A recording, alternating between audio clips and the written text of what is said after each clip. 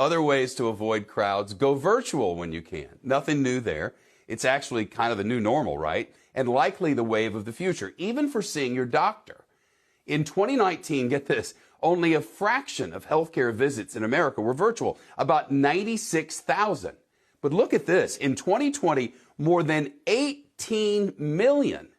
That's an increase of almost 19,000%, according to a survey by the healthcare company Press Ganey. Now, many visits are just for like prescription refills and bumps and bruises, for sure, but telemedicine also saves lives. Here's CNBC's Rahel Solomon. Meet the Scholes family, raising a healthy little boy in St. Ansgar, Iowa. Not the case 10 months earlier on the day he was born. The nurses came in, found out quickly that his heart rate was dropping. Baby Owen in crisis at a hospital with no neonatologist on staff. Fortunately, the facility could have one in the room instantly. Cameras in the OR bringing in an expert from Rochester, Minnesota. The placenta had separated from her uterus and ruptured. Dr. Jennifer Fang runs teleneonatology at the Mayo Clinic.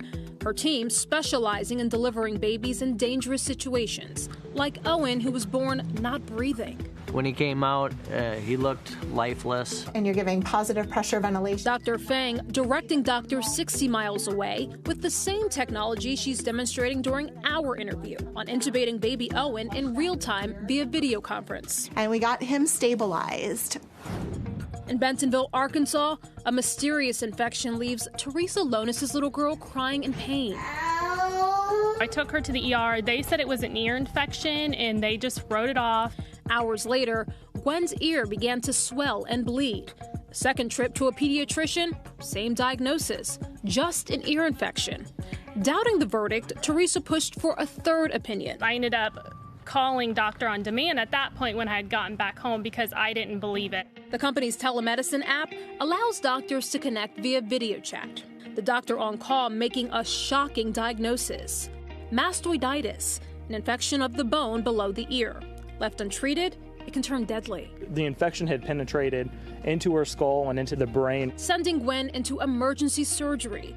After a month-long hospital stay, she made a full recovery, all thanks to that video chat. It literally saved my daughter's life. And in Long Island, New York, 72-year-old veteran Michael Novielli got COVID, spent 4 days in the hospital and was sent home. But Michael's health quickly deteriorated. I still had the cough, it was getting worse. Welcome to the VA Home Telehealth System. Thankfully, Michael was already using telemedicine to allow nurses to monitor his vitals remotely.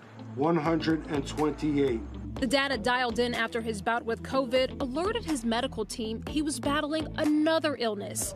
Turns out, Michael had pneumonia, putting him in the hospital for 14 more days, but he fully recovered. If the telehealth nurse didn't tell me to go to emergency, I could have died from that. 3 people lucky to be alive because of healthcare heroes coming to the virtual rescue. That is one of the best feelings a physician can have. And grateful for technology that made all the difference. For the news, I'm Rahel Solomon.